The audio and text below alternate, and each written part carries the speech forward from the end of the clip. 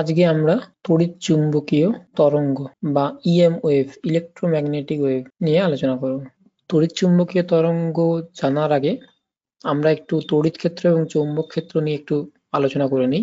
দুটো ক্ষেত্র প্রাবল্য সম্বন্ধে আমরা শিখেছি। একটা হচ্ছে তড়িৎ ক্ষেত্র প্রাবল্য, আরেকটা হচ্ছে চৌম্বক ক্ষেত্র প্রাবল্য। প্রতিটার ক্ষেত্রে আমরা যেটা নিয়ে আলোচনা করব সেটা হচ্ছে উৎস।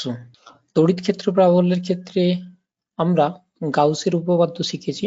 গাউসের উপপাদ্যের সমীকরণটা কি ছিল? E dot d s close surface integration is equals to q by epsilon nought. এটা গাউসের উপপাদ্য এবং এখানে উৎস হচ্ছে আধান। এরপরে আমরা ফ্যারাডের সূত্র শিখেছি। ফ্যারাডের সূত্র বলেছে তড়িৎ চালক বল epsilon close integration close line integral E dot DL is equals to minus d phi B by dt হয়। যদি আমার ক্ষেত্র প্রাবল্য সময়ের সাথে পরিবর্তিত হয় সেক্ষেত্রে সমীকরণটা দাঁড়াবে minus a d b by d t. এক্ষেত্রে উৎস হচ্ছে পরিবর্তনশীল চৌম্বক ক্ষেত্র। তাহলে দুটো উৎস নিয়ে কাজ করেছি এবং দুটোর ক্ষেত্রে বলরেখা যদি আমরা দেখি, প্রথমটার ক্ষেত্রে বলরেখাটা একটা বিন্দু থেকে চারদিকে ছড়িয়ে যাবে, ডাইভার্জিং নেচার। আর দ্বিতীয়টার ক্ষেত্রে বলরেখাটা ক্লোজড হয়, বদ্ধ হয়। তার মানে এই যে ক্ষেত্র প্রাবল্য আর এই যে ক্ষেত্র প্রাবল্য দুটো আলাদা ক্ষেত্র প্রাবল্য এবং দুজনের উৎস আলাদা। একটা হচ্ছে স্থির আধান, আরেকটা হচ্ছে পরিবর্তনশীল চৌম্বক ক্ষেত্র। এটাকে সিমিলারিটি রেখে আমরা চৌম্বক ক্ষেত্রের ক্ষেত্রেও একই কথা বলতে পারি। চৌম্বক ক্ষেত্রের ক্ষেত্রে যদি গাউসের উপপাদ্য লাগাই, উপপাদ্যটা দাঁড়াবে এরকম B dot d s close integration. যেহেতু চৌম্বক ক্ষেত্রের ক্ষেত্রে কোনো আধানের প্রশ্ন আসছে না তাই ওটা জিরো হয়। অন্যভাবেও বলা যায়, তোমরা যে চৌম্বক ক্ষেত্রের কথা পড়েছো সেই চৌম্বক ক্ষেত্রটা ক্লোজড হয়, বদ্ধ হয়, সেটা এরকম ওপেন নয়। ঠিক আছে? তো সেই কারণেও বলতে পারো যে এই সমীকরণটা প্রযোজ্য। সিমিলারলি যদি আমরা বার্টসবার্ট সূত্র লাগাই, বার্টসবার্ট সূত্র কি বলেছে? বি ডট ডিএল, যেখান থেকে অ্যাম্পিয়ারের সূত্র এসেছিল এবং সেটা অ্যাম্পিয়ারের সূত্রটাই আমরা এখানে বলবো, B dot DL is equals to mu zero I. এই বলরেখার কথা বলেছে। তাহলে চৌম্বক ক্ষেত্রের ক্ষেত্রে কোনো আধানের প্রশ্ন নেই, কিন্তু এখানে বিজ্ঞানী ম্যাক্সওয়েলের মনে একটা প্রশ্ন জেগেছিল যে পরিবর্তনশীল চৌম্বক ক্ষেত্র যদি তড়িৎ ক্ষেত্র উৎপন্ন করতে পারে সেক্ষেত্রে পরিবর্তনশীল তড়িৎ ক্ষেত্র কি চৌম্বক ক্ষেত্র উৎপন্ন করতে পারে? তো এই প্রবলেমটা সম্বন্ধে সলিউশন এবং নতুন ইনফরমেশন দিয়েছিলেন বিজ্ঞানী ম্যাক্সওয়েল। তো এর পরবর্তীকালে এই চারটে সূত্র দাঁড়াবে ম্যাক্সওয়েলের সূত্র নামে। তো এটা করার আগে আমরা প্রথমে একটা এক্সপেরিমেন্ট দেখব। এক্সপেরিমেন্টে কি করা হয়েছে? এক্সপেরিমেন্টে করা হয়েছে একটা ক্যাপাসিটার আছে, সেই ক্যাপাসিটারকে একটি ব্যাটারির সঙ্গে যুক্ত করে সুইচের মাধ্যমে যুক্ত করে দেওয়া আছে, আর এখানে একটা অ্যামমিটার লাগানো আছে। এখন আমরা অলরেডি জানি এটা ডিসি প্রবাহ। ডিসি প্রবাহের ক্ষেত্রে আমি যদি সময়ের সাথে প্রবাহ মাত্রার কার্ভটা দেখি তাহলে সেটা এক্সপোনেনশিয়ালি ডিকে করে একটা সময় জিরোর দিকে শিফট করবে। অর্থাৎ ডিসি কারেন্টের ক্ষেত্রে আমরা অলরেডি জানি যে একটা সময় পর ওর মধ্য দিয়ে কোনো রকম কোনো প্রবাহ মাত্রা যাবে না। এখন আমি করব কি, অ্যাম্পিয়ারের সার্কুইটাল ল ব্যবহার করব কোন জায়গায়? এরকম একটা বিন্দুতে। তাহলে অ্যাম্পিয়ারের সার্কুইটাল ল করার জন্য আমাকে একটা ক্লোজ লুপ কনসিডার করে নিতে হবে। ক্লোজ লুপটা এটা, অর্থাৎ ক্লোজ লুপটা যদি দেখি তাহলে ক্লোজ লুপটা এরকম, আর ওই তারটা ওর মধ্য দিয়ে যদি ক্রস করে সেটা হচ্ছে এরকম। এখন অ্যাম্পিয়ারের সার্কুইটাল লটাকে আরেকবার আলোচনা করে নিই, তাহলে এটা বুঝতে আরো সুবিধা হবে। অ্যাম্পিয়ারের সার্কুইটাল ল কি বলেছে? অ্যাম্পিয়ারের সার্কুইটাল ল বলেছে কোনো বদ্ধ পথ বরাবর চৌম্বক ক্ষেত্রের রৈখিক সমাকল ওই বদ্ধ পথ যে ক্ষেত্রকে দখল করে থাকে তার মধ্য দিয়ে লম্বভাবে যে পরিমাণ তড়িৎ প্রবাহ যায়। এখানে একটা কথা বলা হয়েছে, বদ্ধ পথটা, এই যে বদ্ধ পথ আছে, বদ্ধ পথ একটা ক্ষেত্রফল দখল করে। যদি সেটা সমতল হয় তাহলে ক্ষেত্রফল দাঁড়াবে এরকম। তো এই ক্ষেত্রফলটা এরকমও হতে পারে, অর্থাৎ কলসির আকারের শেপও হতে পারে। তখন কি হবে, কলসির যে সামনের মুখের সমতল যদি কল্পনা করা হয় সেটা একটা তল হতে পারে। আরেকটা কি, আরেকটা হচ্ছে যে এই যে বক্রতল, এটাও একটা তল হতে পারে। এই বক্রতলও কিন্তু আলটিমেট এই সার্কেলটাকে কভার আপ করছে। তাহলে যে কোনো তল হতে পারে। এরপর যদি তুমি এরকম একটা বিন্দুতে ক্ষেত্র প্রাবল্য বের করো, সেক্ষেত্রে কি হবে, এর মধ্যে দিয়ে কোনো কারেন্ট যাচ্ছে নাকি লক্ষ্য করো। তো কোনো কারেন্ট যাচ্ছে মানে কি, সেটা এটার মধ্য দিয়েও যাচ্ছে আর সেটা এই সমতলের মধ্য দিয়েও যাচ্ছে। তাহলে দুজনের ক্ষেত্রে অ্যান্সার কোনো অসুবিধা হবে না, অর্থাৎ এখানে বি হবে সূত্র μ0I, সেটা এর মধ্য দিয়েও যাচ্ছে। এখন প্রবলেম হচ্ছে ক্যাপাসিটরের ক্ষেত্রে। ক্যাপাসিটরের ক্ষেত্রে কি প্রবলেম, এরকম একটা বিন্দুতে ক্ষেত্র প্রাবল্য করছো, তো দু রকমের তল কল্পনা করতে পারো, একটা হচ্ছে সমতল অথবা বক্রতল, যেটা এই রকম করে চলে গেছে। তাহলে একটা সমতলের ক্ষেত্রফল, সমতলকে ইন্ডিকেট করছি A1 দিয়ে, আরেকটা বক্রতলকে ইন্ডিকেট করছি A2 দিয়ে। A1 এবং A2 দুজনেই কিন্তু একই বক্রপথ মানে ক্লোজড লাইনকে কভার করছে।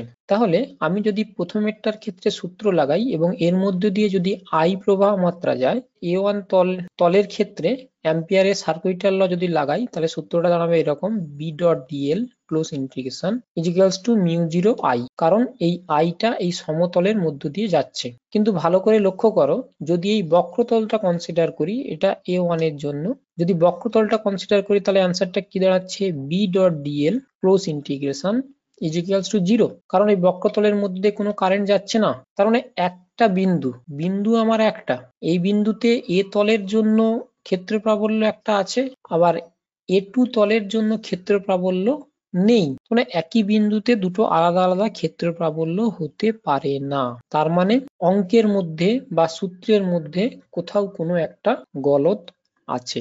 তো সেটাকে কভার করার জন্য বিজ্ঞানী ম্যাক্সওয়েল কি বললেন, বিজ্ঞানী ম্যাক্সওয়েল বললেন অ্যাম্পিয়ারের যে সূত্র আছে সেই সূত্রকে একটু আপগ্রেড করতে হবে। সূত্রটা কি করতে হবে, উনি বললেন যে B.dl close line integration is equals to μ0, এই যে I, এটাকে আমি লিখবো IE প্লাস নতুন একটা কারেন্টের কনসেপ্ট আনবো, সেটাকে বলা হয় ডিসপ্লেসমেন্ট কারেন্ট অথবা সরণ প্রবাহ। তো এটা সম্বন্ধে উনি আরো ডিটেলসে বললেন, এটার পরিমাণ কত হবে না, ID is equals to epsilon 0 d phi E by dt। Phi এটা কি, পাই এটা হচ্ছে ইলেকট্রিক ফ্লাক্স। তাহলে ইলেকট্রিক ফ্লাক্সের চেঞ্জেস, ইলেকট্রিক ফ্লাক্স মানে কি, ইলেকট্রিক ফ্লাক্স মানে অন্য কোথায় বলতে পারি ইলেকট্রিক ফিল্ড। তাহলে ইলেকট্রিক ফিল্ডের চেঞ্জের জন্য যে কারেন্টটা তৈরি হবে সেটাকে বলা হয় ডিসপ্লেসমেন্ট কারেন্ট বা সরণ প্রবাহ। তাহলে এখানে এবার অ্যান্সারটা কিভাবে আসবে ভালো করে লক্ষ্য করো, যদি এখানে কনসিডার করি এরকম একটা জায়গায়, মানে এ তলের ক্ষেত্রে তোমার এই আইইটা থাকবে আর আইডির পরিমাণটা কি হবে, 0 হয়ে যাবে। তাহলে অ্যান্সার আমার একটা আছে, অর্থাৎ ওই বিন্দুতে ক্ষেত্র প্রাবল্য থাকবে। দ্বিতীয় কনসেপ্ট যেটা, অর্থাৎ দ্বিতীয় তলের ক্ষেত্রে এখানে একটা ব্যাপার আছে। ব্যাপারটা কি, এই যে যখন তুমি সুইচটা অন করছো তখন কি হবে না, এই প্লেটটাতে আধান স্টোর হতে থাকবে।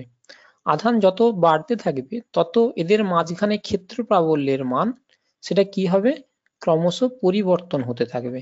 ক্ষেত্র প্রাবল্যের পরিবর্তন হচ্ছে মানে কি, মানে ওই মাঝখানটাতে আইডি মানে সরণ প্রবাহ তৈরি হচ্ছে। কিন্তু দেখো ওই জায়গার মধ্য দিয়ে কোনো আইই নেই, তার মানে এখানে সূত্রটা কি দাঁড়াবে, μ0 IE যেটা ইজিক্যালস টু 0 প্লাস ID। তাহলে দেখো দুটোর ক্ষেত্রেই যেহেতু প্রবাহ মাত্রা আছে কোনো না কোনো ভাবে, একটার ক্ষেত্রে IE আর একটার ক্ষেত্রে ID, তার মানে দুটোর জন্যই ফিল্ডের উপস্থিতি আমি এখানে পাবো।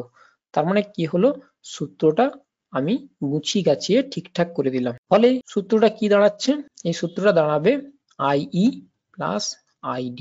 ম্যাক্সওয়েল শুধুমাত্র এই একটা পরিবর্তনই করে দিয়েছিলেন। তো এই সমস্ত সূত্রগুলো সবকিছুই নাম এসে দাঁড়ালো বিজ্ঞানী ম্যাক্সওয়েলের সূত্র। এই 1 নাম্বার 2 নাম্বার 3 নাম্বার 4 নাম্বার, এই 4টে সূত্র হয়ে যাবে ম্যাক্সওয়েলের সূত্র। যদি আমি শূন্য মাধ্যমে যেখানে কোনো আধান নেই এবং কোনো প্রবাহ মাত্রা নেই, সেক্ষেত্রে এই সূত্রটা যদি করা হয় এবং এই সূত্রটাকে উপর যদি একটু ক্যালকুলেশন করা হয়, ক্যালকুলেশনটা উঁচু ক্লাসের, তাহলে তার ডিফারেন্সিয়াল ইকুয়েশনের ফরম্যাটটা দাঁড়াবে এরকম। সেটা কিরকম না, d2e by dx2 plus μ0 epsilon 0 d2e by dt2 is equals to 0। এটা একটা। আরেকটা হচ্ছে যে এটাকে ডেল লিখলে বেটার হয়। আরেকটা হচ্ছে del 2b by del x2 plus mu naught epsilon naught del 2b by del t2 is equals to 0। তাহলে এই দুটো ডিফারেন্সিয়াল ইকুয়েশন পাবো যদি সেরকম কাজকর্ম করা হয়, ওর উপর ক্যালকুলেশন করা হয়। একটু ভালো করে লক্ষ্য করো, এই ইকুয়েশনটা ক্লাস 11-এ আমরা যে ওয়েভ ইকুয়েশন শিখেছি সেই ওয়েভ ইকুয়েশনের সমতুল্য। ওয়েভ ইকুয়েশনটা কি ছিল, del 2 psi del x2 plus 1 by v square del 2 psi del t2 is equals to 0। তার মানে যদি এই সমীকরণটা আর এই সমীকরণটা অথবা এই সমীকরণটা আর এই সমীকরণটা একই দেখতে হয়, তাহলে v is equals to কি দাঁড়াচ্ছে, 1 by root over of mu naught epsilon naught হয়েছে। এরপর যখন আমরা কি জানি, μ0 শূন্য মাধ্যমের চৌম্বক ভেদ্যতা, ওর একটা মান আছে, আর এপসাইলন 0 শূন্য মাধ্যমের তড়িৎ ভেদ্যতা, ওরও একটা নির্দিষ্ট মান আছে। যখন সেই মানটা বসিয়েছি তখন ভি এর মান দাঁড়িয়েছে 3 × 10⁸ মিটার পার সেকেন্ড। আমরা আলোর বেগ যখন এক্সপেরিমেন্ট করে তার বেগ বের করেছি তখন সেটা পেয়েছি 3 × 10⁸। আবার ম্যাক্সওয়েলও ক্যালকুলেশন করে ভি এর মান কি বের করলেন, 3 × 10⁸। এর আগে পর্যন্ত আলোকে বলা হতো মেকানিক্যাল ওয়েভ বা যান্ত্রিক তরঙ্গ, কিন্তু এর পর থেকে যেহেতু এটা আলোর বেগের সঙ্গে মিলে গেছে, এরপর থেকে বলা হলো যে আলো একটা তড়িৎ চুম্বকীয় তরঙ্গ, যে ক্ষেত্রে তড়িৎ ক্ষেত্র এবং চৌম্বক ক্ষেত্র দুজনেই উপস্থিত। তার মানে কি দাঁড়ালো, প্রথম কনসেপ্ট যেটা দাঁড়ালো সেটা হচ্ছে যে আলো বা লাইট তড়িৎ চুম্বকীয় তরঙ্গ।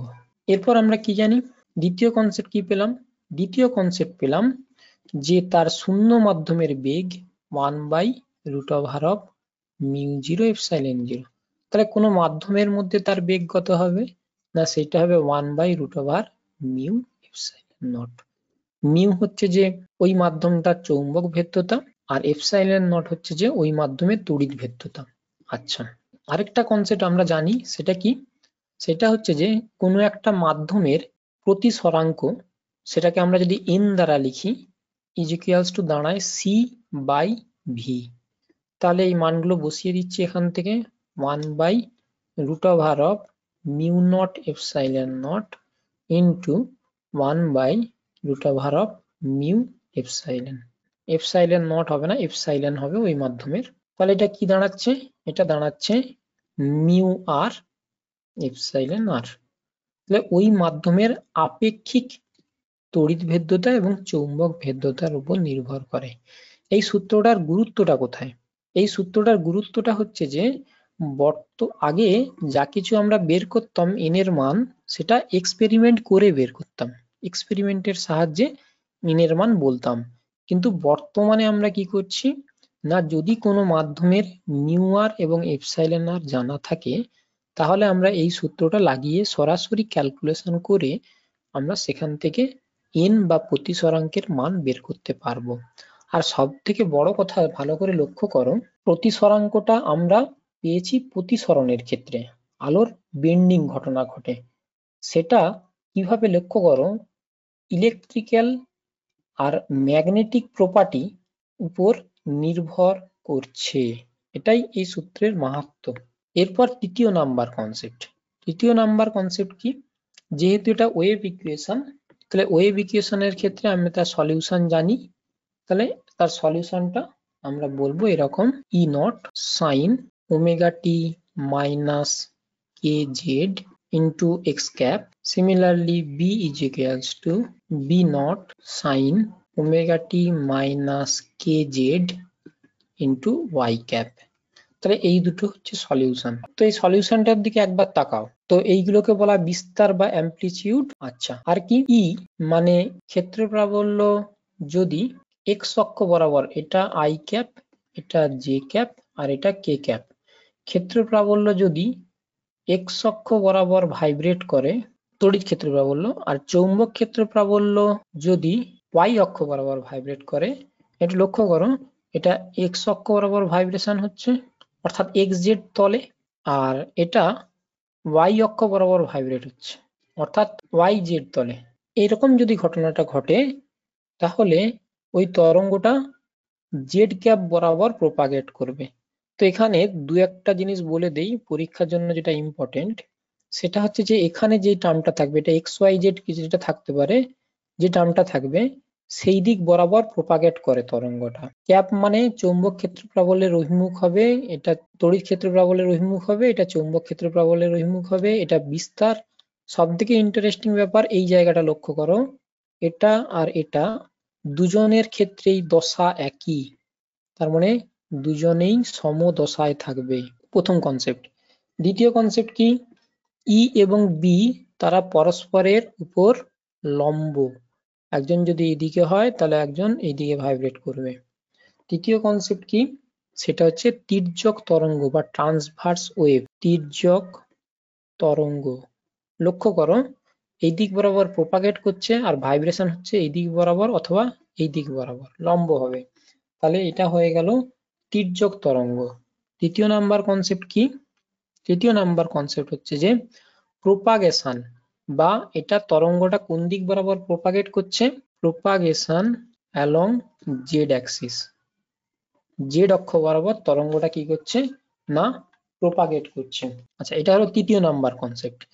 এরপর চতুর্থ নাম্বার কনসেপ্ট কি? চতুর্থ নাম্বার কনসেপ্ট হচ্ছে যে এই যে চৌম্বক ক্ষেত্র প্রাবল্য আছে, এর সঙ্গে তড়িৎ ক্ষেত্র প্রাবল্যের একটা সম্পর্ক আছে, সেটা কি? E by C. এটাকে অনেক ভাবে লেখা যায়, এরকম B0 is equals to E0 by C, অথবা ভেক্টর ফর্মেও লেখা যায় B vector is equals to 1 by C K cap cross E vector। আচ্ছা, কে ক্যাপটা কি? কে ক্যাপ হচ্ছে ইউনিট ভেক্টর অ্যালং প্রোপাগেশন, অর্থাৎ যেদিক বরাবর তরঙ্গটা যাচ্ছে সেই দিক বরাবর একক ভেক্টর। আর ই তো হচ্ছে তোমার তড়িৎ ক্ষেত্র প্রাবল্য, বি হচ্ছে চৌম্বক ক্ষেত্র প্রাবল্য। তাহলে এখান থেকে আমরা কি বলতে পারি? এখান থেকে বলতে পারি কিনা দেখো তো, যে বিটা ই এর থেকে ছোট, এবং সেটা অনেকটাই ছোট। আরো ইন্টারেস্টিং ব্যাপার লক্ষ্য করো এই জায়গাটায়, যদি আমি ই সম্বন্ধে জেনে যাই, অর্থাৎ এই সমীকরণটা যদি জেনে যাই, তাহলে আমি সেখান থেকে বি এর মান বের করে দিতে পারবো, বা বি এর সমীকরণ লিখে দিতে পারবো। কিরকম করে? একটু লক্ষ্য করো, B0 এটা সমান কি বললাম? E0 বাই সি বললাম। তাহলে এটা হয়ে গেল। আচ্ছা, এই যে এটা যেরকম আছে এটাকেও সেরকম লিখবো সাইন। আর আমরা কি বললাম? দুজনে একই দশায় থাকে। তার মানে তোমাকে এটা যদি দেওয়া থাকে, এটার যে দশা সেই দশাটা লিখে নাও। আর এখানে ডাইরেকশন দেখো, এটা আই ক্যাপ, এটা আই ক্যাপ বরাবর। আচ্ছা, আর তরঙ্গটা কোন দিক বরাবর যাচ্ছে? কে ক্যাপ বরাবর। তাহলে একটু পরেরটাতে আসি, এখানটায় আসো, এখানটায় লেখো আই ক্যাপ, আর এটা ক্রস কে ক্যাপ। তাহলে I cap cross K cap কি হয়? J cap. তাহলে দেখো এই যে ওয়াই ক্যাপ মানে জে ক্যাপ বরাবর। তার মানে কি দাঁড়ালো?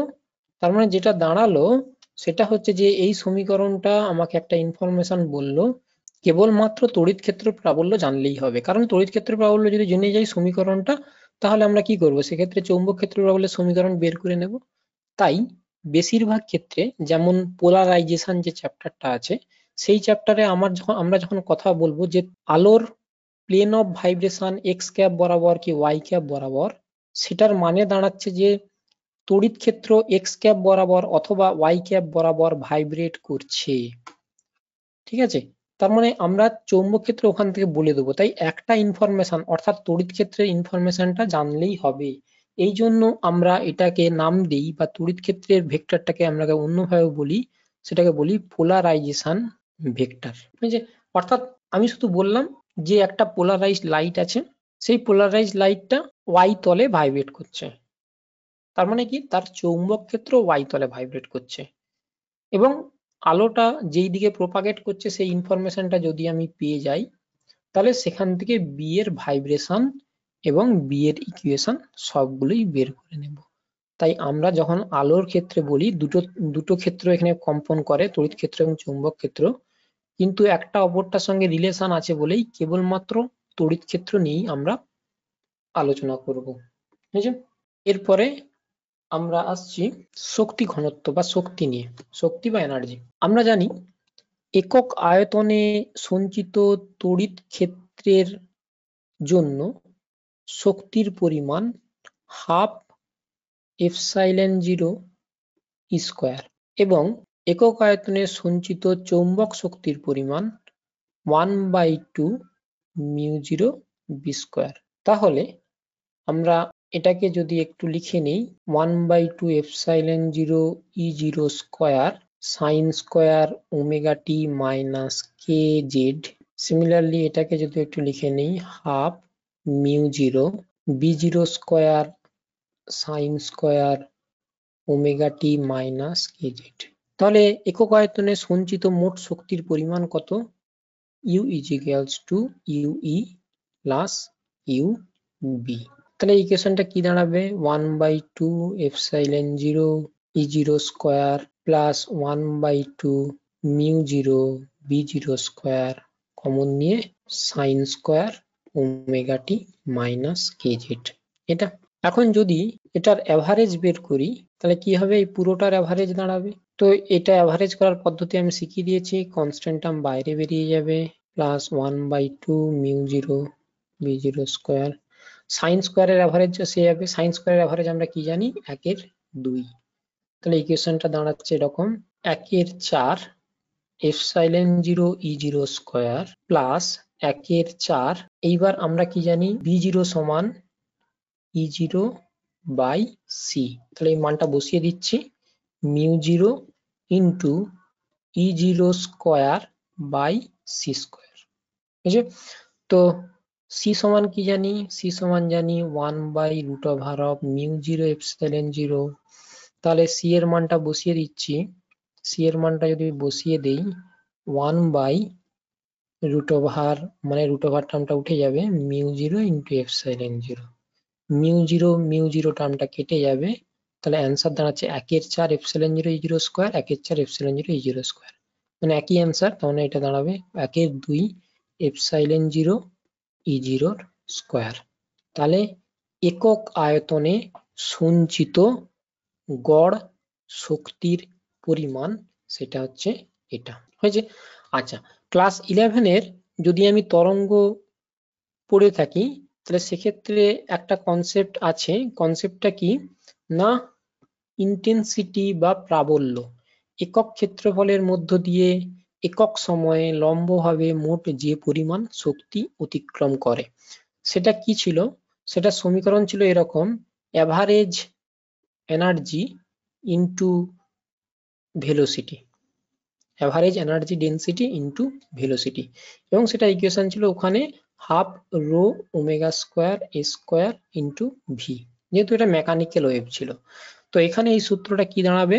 এখানে সূত্রটা দাঁড়াবে intensity I is equals to average energy মানে half epsilon 0 E0 square into c, c হচ্ছে আলোর বেগ। এটাকে এরকম করেও লেখা যায়, 1/2 μ0 B0 স্কয়ার ইনটু সি। তো এই সূত্রটাকেও লেখা যায় ইউ এর average is equals two 1/2 μ0 B0 square, এরকম করে লেখা যায়। তো সেই মানটাই আমি এখানে ব্যবহার করেছি। তাহলে এখান থেকে কি বলতে পারি? এখান থেকে একটা কথা বলতে পারি, I is proportional two E0 square. E0 মানে কি? অ্যামপ্লিটিউড। তাহলে অ্যামপ্লিটিউডের স্কয়ার, আমরা দেখবে ইন্টারফারেন্স, ডিফ্র্যাকশন এরকম এক জায়গায় যখন অ্যামপ্লিটিউড এর কথা বলেছি, মানে ইন্টেন্সিটির কথা যখন বলা হয়েছে, তখন বলা হয়েছে ইন্টেন্সিটি ইজ প্রপোর্শনাল টু অ্যামপ্লিটিউডের স্কয়ার। তো এই কনসেপ্টটাকে ওখানে ব্যবহার করা হয়েছে। এরপরে একটা কনসেপ্ট আছে, সেই কনসেপ্টটাকে বলা হয় পয়েন্টিং ভেক্টর। বাংলাতেও এটাকে পয়েন্টিং ভেক্টরই বলা হয়। তো পয়েন্টিং ভেক্টর হচ্ছে একটা ফিজিক্যাল কোয়ান্টিটি, এটাকে এস দ্বারা লেখা হয়। এটার সমীকরণ এরকম, S is equals to E cross H, আর আমরা জানি যে B is equals to mu into H, mu zero. তাহলে এইচ এর মানটা বসিয়ে যদি দেই 1/μ0 ই ক্রস বি, তোমাদের বইয়ে এটা লেখা আছে, ঠিক আছে? তো এটা একটা ভেক্টর কোয়ান্টিটি। এই ভেক্টর কোয়ান্টিটির মান আছে এবং অভিমুখ আছে। এর অভিমুখ হবে, ভালো করে লক্ষ্য করো, ই ক্রস বি, ই এবং বি যেদিকে থাকে তার লম্ব হবে এবং সেটাই হয় প্রোপাগেশন ভেক্টরের অভিমুখ। আমরা বলেছি কে ক্যাপ হচ্ছে যে along the direction of wave propagation, অর্থাৎ যেদিক বরাবর ওয়েভ প্রোপাগেট করে সেই দিক বরাবর অভিমুখ। আর এর মানটা কি হবে? এর মান বলতে আমরা গড় মানের কথা বলি। তো এই গড় মানের মানটা হচ্ছে যে আই এর মানের সঙ্গে সমান হবে। তোমরা যদি এর অ্যাভারেজ বের করো তাহলে সেটা পাবে প্রাবল্য বা ইন্টেন্সিটির মানের সঙ্গে সমান। এরপরে একটা কনসেপ্ট কি, এর পরের কনসেপ্ট হচ্ছে যে ভরবেগ। এখন ভরবেগের ব্যাপারটা বুঝতে গেলে একটা এক্সপেরিমেন্ট সেই সময় করা হয়েছিল। এক্সপেরিমেন্টটা কি, খুব পাতলা প্লেট নেওয়া হয়েছে, ধাতুর প্লেট, খুব পাতলা, যত পাতলা করা যায় তত পাতলা। তো এই ধাতুর প্লেটের উপর কি করা হয়েছিল, তড়িৎ চুম্বকীয় তরঙ্গ ফেলা হয়েছিল। তড়িৎ চুম্বকীয় তরঙ্গ যখন ফেলা হবে তখন কি হয়েছে, এই ধাতুর প্লেটটা কিছুটা শিফট করেছে মানে কি, তার ভরবেগের পরিবর্তন হয়েছে। কেন? প্রথমে ছিল শূন্য, স্থির অবস্থায় ছিল, তার মানে প্রথম অবস্থায় তার ভরবেগ ছিল 0। দ্বিতীয় অবস্থায় সে একটা বেগ অর্জন করেছে, তার মানে তার ভরবেগ থেকেছে, তার মানে ওর ভরবেগের পরিবর্তন হয়েছে। আমরা জানি কোনো বস্তুর যখন ভরবেগের পরিবর্তন হয় তখন সেই বস্তুটার উপর নিশ্চয়ই কোনো না কোনো বল প্রযুক্ত হয়, নিউটনের তৃতীয় সূত্র। তার মানে এই যে ওয়েভ বা তরঙ্গটা, সেটা বলও প্রয়োগ করতে পারে। এতদিন পর্যন্ত আমরা জেনে এসেছি যে কোনো কণা অন্য কণার উপর সংঘর্ষ ঘটালে বল প্রয়োগ করে, কিন্তু এখন আমরা শুনছি যে তরঙ্গও বল প্রয়োগ করতে পারে। তো তরঙ্গ বল প্রয়োগ করতে পারে, এই ঘটনাটাকে অন্যভাবেও ব্যাখ্যা করা যায়। অন্যভাবে বলতে বলা হয় তড়িৎচুম্বকীয় তরঙ্গ মোমেন্টামকে ক্যারি করে নিয়ে যায়। অর্থাৎ এখানে মোমেন্টাম আগে 0 ছিল, একটা নির্দিষ্ট মোমেন্টাম ক্যারি করে নিয়ে যাচ্ছে, সেই মোমেন্টামটা যখন একে দিয়ে দিয়েছে, এ সেই মোমেন্টামটা লাভ করেছে। অন্য ভাষায় এরকম করেও বলা হয় যে তরঙ্গ ভরবেগ ক্যারি করে নিয়ে যায়। তাহলে যখনই ভরবেগটা লাভ করলো ওই প্লেটটা, তার মানে কি হলো, ওখানে বল প্রযুক্ত হলো। তো আমরা বল দিয়ে কথা না ব্যবহার করে আমরা প্রেসার দিয়ে কথাটা ব্যবহার করি। প্রেসার সমান ফোর্স বাই এরিয়া, ক্ষেত্রফল একক ক্ষেত্রফলে লম্বভাবে প্রযুক্ত বল। তাহলে এই সমীকরণটা বা এই মানটা যদি বসায় তখন পি এর মান পেয়েছি আমরা এরকম, পি সমান আই বাই সি অথবা 2I/c। I/c কখন, যখন পূর্ণ শোষক হবে, অর্থাৎ এই প্লেটটা যে পরিমাণ আলো ওর উপর এসে পড়ছে তার সবটাই যদি শোষণ করে নেয়, তাহলে পি মানে প্রেসারের মান হয়ে যাবে আই মানে প্রাবল্য মানে ইন্টেন্সিটি বাই সি মানে ভেলোসিটি দিয়ে ভাগ করতে হবে। আর যদি সেটা পূর্ণ প্রতিফলক হয়, পূর্ণ প্রতিফলকের ক্ষেত্রে কি হবে, পূর্ণ প্রতিফলকের ক্ষেত্রে তোমাকে 2I/c করতে হবে। তাহলে এটা হয়ে গেল প্রেসার এর ইকুয়েশন। এরপরে আমরা করব কি না, এই তড়িৎচুম্বকীয় তরঙ্গের বর্ণালীর কথা জানবো। তো ম্যাক্সওয়েল তো সূত্রের মাধ্যমে তড়িৎচুম্বকীয় তরঙ্গের একটা ধারণাটাকে আরো দৃঢ় করলেন। তো এরপর তড়িৎচুম্বকীয় তরঙ্গের যে একটা সীমা বা কোথা থেকে কোথা পর্যন্ত বিস্তৃত, সেই ধারণাটাও আমাদের কাছে অনেকটাই বিস্তৃত হলো। এর আগে আমরা তড়িৎচুম্বকীয় তরঙ্গ মানে আলো মানে জানতাম যে তড়িৎচুম্বকীয় তরঙ্গ মানে আলো মানে সেটা বেনিয়া সহগলা, এটা ছাড়া আর কিছু নয়। কিন্তু এর যে বিশাল বড় রেঞ্জ আছে সেটা জেনেছি, এবং বর্তমানে আমরা যেটা দেখতে পাই সেটা হচ্ছে এরকম, সব থেকে উচ্চ কম্পাঙ্কের যেটা হয় সেটা হচ্ছে গামা রে, তারপর এক্স রে, তারপর আল্ট্রা ভায়োলেট অতিবেগুনি, তারপর ভায়োলেট, এখান থেকে রেড পর্যন্ত সবটা। এরপর আসছি ইনফ্রারেড, এরপর মাইক্রোওয়েভ, এরপর রেডিও ওয়েভ। আমি এখান থেকে এইদিকে যখন যাচ্ছি তখন আমার ল্যামডা ইনক্রিজ করছে অথবা ফ্রিকোয়েন্সি এফ ডিক্রিজ করছে।